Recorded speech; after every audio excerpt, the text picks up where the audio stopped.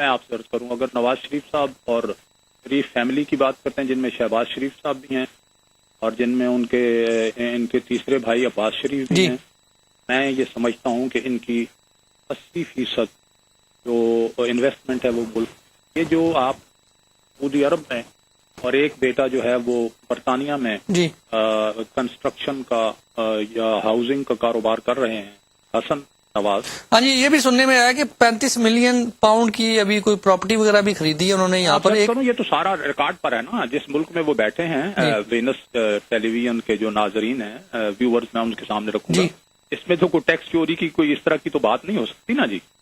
لہٰذا اگر نواز شریف صاحب کو ملک سے جلاوطن نہ کیا ہوتا تو وہ سعودی عرب میں بھی انویسٹمنٹ نہ کرتے، لیکن یہ تو ان کی غیرت بھی کہیں اور ان کی ہنرمندی بھی کہیں کہ انہوں نے وہاں جا کر سعودی حکومت سے سہولتیں لینے کی بجائے وہاں انویسٹمنٹ کی، وہاں سٹیل مل لگائی اور مشینری وہ وہاں سے دبئی، جو اس سے پہلے بھٹو صاحب کے دور میں انہیں جناب ان کی صنعتوں کو قومیا لیا گیا تھا، وہ وہاں پڑا ہوا کارخانہ لے کے گئے اور اس میں کچھ اور ایڈ کر کے اس کو وہاں چلایا۔ میں سمجھتا ہوں کہ اگر بیرون ملک ان کا ایک بیٹا سعودی عرب میں اور دوسرا وہاں کاروبار کر رہا ہے برطانیہ میں، تو یہ ایک بری بات نہیں ہے۔ البتہ ان کے اپنے کارخانے ہوں، جو بھی معاملات ہوں، وہ 80% ان کی انویسٹمنٹ یہاں ہے، اور جب وہ تلقین کرتے ہیں تو ان کو آپ دیکھ لیجئے پہلے 90s میں، کہ جب 90 سے 93 تک انہوں نے ایک فضا پیدا کی اوپن مارکیٹ اکانومی، اصلاحات کی، انکم ٹیکس میں، بینکنگ میں، انفارمیشن ٹیکنالوجی کی، اس وقت بسم اللہ ہوئی، بنیاد اس وقت رکھی گئی، غیر ملکی کمپنیوں کو وہاں بلایا گیا، دوسری ایئر لائنوں کے لیے کھولا گیا، غیر ملکی بینکوں کو اجازت دی گئی، یہ ساری اصلاحات تھیں۔ اس وقت پاکستان کے 100 روپے اور انڈیا کے 120 روپے تھے، اور انڈین پرائم منسٹر اس وقت میرے خیال میں نرسمہا راؤ تھے، وہ آئے اور لے کر گئے ہمارے یعنی نواز شریف صاحب کے دور کی اصلاحات سردار عزیز صاحب سے، اور انہوں نے پھر ان پر عمل کیا اوپن مارکیٹ اکانومی پہ۔ اب اس ملک میں جب وہ کہتے ہیں تو اس کے لیے کچھ چیزیں ضروری ہیں۔ پہلی بات یہ ہے کہ ہمارے ملک میں امن و امان ہو، غیر یقینی کی صورتحال ختم ہو، اور ہم اس کے لیے جدوجہد کر رہے ہیں کہ آئین بحال ہو جائے، جمہوریت مکمل ہو جائے، اور اس کی کنٹینیوٹی جو ہے وہ انشور کریں۔ تو یہ دوسرا یہ ہے کہ عدالتوں سے انصاف ملنا شروع ہو گیا ہے۔ ٹھیک ہے سر، میں آپ کو یہیں پہ روکتا ہوں، میں واپس اسی سابق صدر پرویز مشرف صاحب پر آخری سوال آپ سے کرتا ہوں۔ بہت شکریہ، آپ نے رات کے گئے پیر ہمیں وقت دیا۔ میں یہ جاننا چاہتا ہوں کہ سابق صدر پرویز مشرف ذرائع بتاتے ہیں کہ وہ پلاننگ کر رہے ہیں پاکستان کی سیاست میں شامل ہونے کے حوالے سے، اور وہ کوئی سیاسی گروپ جو ہے وہ کھڑا کرنے کے لیے چاہتے ہیں۔ پاکستان مسلم لیگ نون، یا آپ کیا سمجھتے ہیں کہ پاکستان کی عوام جو ہے ان کو اس چیز کی اجازت دے گی کہ وہ پاکستان کی سیاست میں شامل ہو کر عوام کی خدمت کر سکیں؟ جی، وہ پاکستانی شہری ہیں، وہ بسم اللہ واپس آ جائیں، وہ باہر کیوں پھر رہے ہیں؟ لیکن ایک بات ہے کہ ان پر بہت سے معاملات ہیں جن پہ ان پہ مقدموں کا انہیں سامنا کرنا پڑے گا۔ آئیں، عدالتوں سے کلین چٹ لیں اور بسم اللہ صاف صفائی اپنی دے کے صاف ستھرے ہو کے پاکستان میں سیاست۔ اس کا مطلب آپ یہ کہنا چاہتے ہیں کہ وہ مسلم لیگ نون ان کو خوش آمدید کہتی ہے؟ مسلم لیگ نون وہ یہ کہتی ہے کہ وہ آئیں اور عدالتوں کا سامنا کریں اور اس کے بعد کوالیفائی کریں اپنے آپ کو سیاست کے لیے، بسم اللہ، پھر ہم ویلکم کریں گے۔ جناب ترجمان پاکستان مسلم لیگ نون محترم صدیق الفاروق صاحب، سینئر رہنما ہے پاکستان مسلم لیگ نون کے، آپ کا بہت بہت شکریہ۔ پاکستان سے آپ نے اور حق صاحب آپ کا بھی شکریہ ادا۔ بہت مہربانی سر، پاکستان سے آپ نے وقت دیا، چونکہ وہاں پر سونے کا وقت ہو چکا ہوا ہے، آپ ابھی تک جاگ کر آپ نے ہمارے ویورز کے لیے اپنی پارٹی کی پالیسی، اپنی پارٹی کے حوالے سے معلومات فراہم کی، بہت شکریہ۔ ناظرین، وقت ہوا ہے ہمارے ساتھ اس وقت بریک کے بعد ہمارے ساتھ ایک سینئر جرنلسٹ جو کہ برطانیہ کے مختلف اخباروں میں آپ ان کے تجزیات، کالم اور ان کی خبریں جو ہیں وہ پڑھتے رہتے ہیں، شیراز خان صاحب موجود ہیں، ان سے گفتگو کریں گے مزید یہ اس ٹاپک کے حوالے سے۔ ملتے ہیں بریک کے بعد۔ ویلکم بیک ناظرین، آپ کو ایک بار پھر خوش آمدید کہتے ہیں۔ یورپ کی آواز جو کہ لندن سے آپ کی خدمت میں پیش کیا جا رہا ہے وینس ٹیلی ویژن سے، صدیق الفاروق صاحب ترجمان تھے پاکستان مسلم لیگ نون کے، ہمارے ساتھ موجود تھے، آپ نے گفتگو ان کی سنی۔ اتفاق کرنا نہ کرنا آپ کا بھرپور حق ہے۔ ہمارے ساتھ موجود ہیں جناب شیراز خان صاحب، برطانیہ کے ایک سینئر جرنلسٹ ہیں۔ شیراز خان صاحب، خوش آمدید کہتے ہیں۔ اس سے پہلے کہ میں کوئی اور سوال کروں، ناظرین کو میں گفتگو کر رہا تھا کہ اتفاق کرنا نہ کرنا آپ کا بھرپور حق ہے، آپ کی مسکراہٹ کی وجہ کیا تھی؟ بسم اللہ الرحمن الرحیم۔ سب سے پہلے تو وینس نیٹ ورک سے آپ کے ناظرین کو اور آپ کو میں سلام عرض کرنا چاہتا ہوں، بہت مہربانی کہ آپ نے موقع دیا۔ وجہ یہ تھی کہ صدیق الفاروق صاحب نے بڑی بیلنس گفتگو کی ہے، لیکن یہ وہ سٹینڈ ہے جو مسلم لیگ نون کا ان جنرل ہے، اور ہر لیڈر ہر ٹی وی چینل پہ یہی بات کرتا ہے.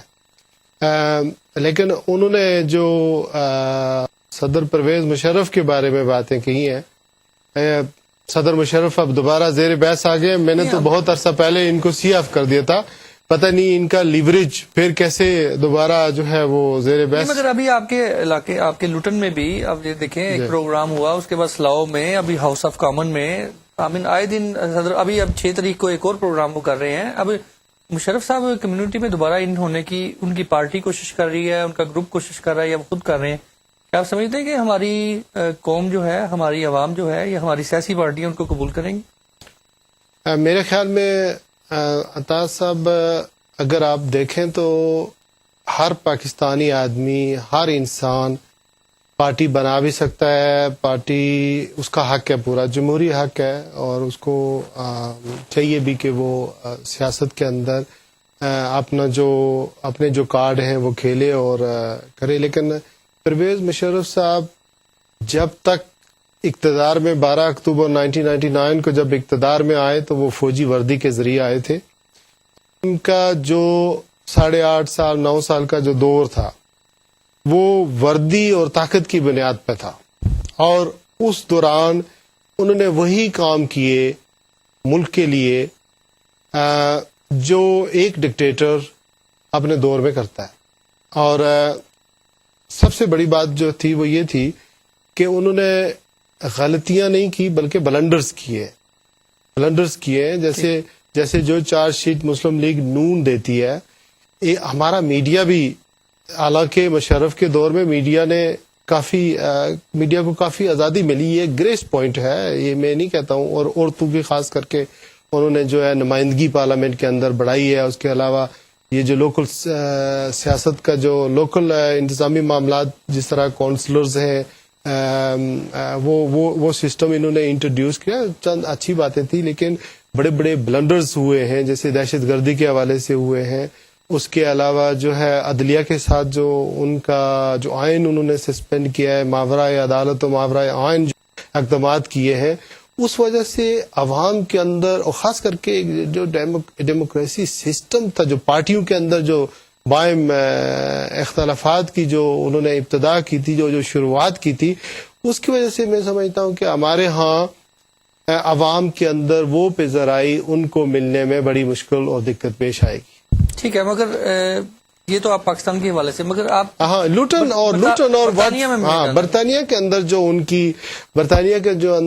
کی جو ہے مختلف ٹاؤنز کے اندر یا مختلف شہروں کے اندر چند ایسے لوگ جو معروف لوگ نہیں ہیں، جن کا کمیونٹی کے اندر کوئی اتنا بڑا کام نہیں ہے، ان کے ساتھ جو ہے نا وہ مل کر یا نئے لوگ پیدا کر کے ایک ٹیکٹکس سے جو ہے گائیڈڈ قسم کا، کنٹرول قسم کے جو پروگرام جو آرگنائز کیے گئے ہیں، اس پہ بھی بڑا زبردست لوگوں نے رد عمل کیا ہے. مثلا مجھے اسی دن پتہ چلا کہ ایک جو ہے وہ پروگرام جو ہے وہ وہاں پہ ہو رہا ہے، اور وہ بھی کوئی تقریر وغیرہ نہیں تھی، وہ یہ گپ شپ تھی، اور کوئی کھانا تھا، ڈنر تھا، بڑا کنٹرول کسی ریسٹورینٹس کے اندر. اور یہاں پہ اور دبئی کے اندر جہاں پہ اتنے سخت قوانین موجود ہیں، یہاں پہ ان کا پروٹوکول دیکھیں، وہاں پہ ان کی سیکیورٹی دیکھیں کہ کتنی سیکیورٹی ہے. عام پبلک میں جائیں اور جلسے کریں، جیسے میں اور آپ، میں خود گاڑی چلا کے یہاں آیا ہوں، آپ خود گاڑی چلا کے یہاں آئے. سیکیورٹی تو ان کی ضرورت ہو سکتی ہے نا؟ نہیں، سیکیورٹی کیسے ضرورت ہو سکتی ہے؟ اب ایک عوامی آدمی ہے جو سیکیورٹی کے پورے آثار میں رہتا ہے. یہاں پہ تو کسی کو تھپڑ مارنے کی بھی بہت بری سزا ملتی ہے، پھر ٹرائل ہوتا ہے. یہاں پہ سیکیورٹی چھوڑیں، آئیں باہر پبلک کے اندر جلسے کریں جیسے عام اور دوسرے لیڈر کرتے ہیں. ان کی کون سی سیکیورٹی ہوتی ہے؟ جب پاکستان کے میاں نواز شریف صاحب آتے ہیں، ان کی کون سی سیکیورٹی ہوتی ہے؟ یا جو پبلک کے جو لوگ ہوتے ہیں، جو سیاستدان ہوتے ہیں، وہ بڑے بڑے جلسے کرتے ہیں، ان کی کون سی سیکیورٹی ہوتی ہے؟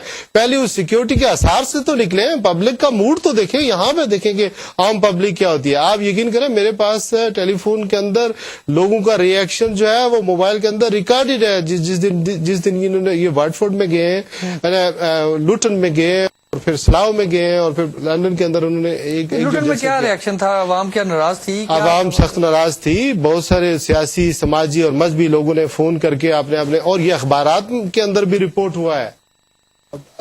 جی وہ اخبارات کے اندر بھی رپورٹ ہوا ہے بڑا زبردست. اور اس میں چارجز جو تھے یہ تھے کہ آپ نے جیسے کہ صدیق الفاروق صاحب نے جو چارج، میں تو ایک انڈیپینڈنٹلی آپ کو ایک تجزیہ دے رہا ہوں، چارجز یہی تھے کہ ایک ہوا کی بیٹی، ایک پاکستانی بیٹی عافیہ صدیقی کو انہوں نے پاکستان سے اٹھا کر امریکیوں کے حوالے کر دیا، اور وہ آج ہماری بیٹی ہے اور وہ واپس پاکستان کے اندر آنا چاہتی ہے، اور ہم اتنے بے بس ہیں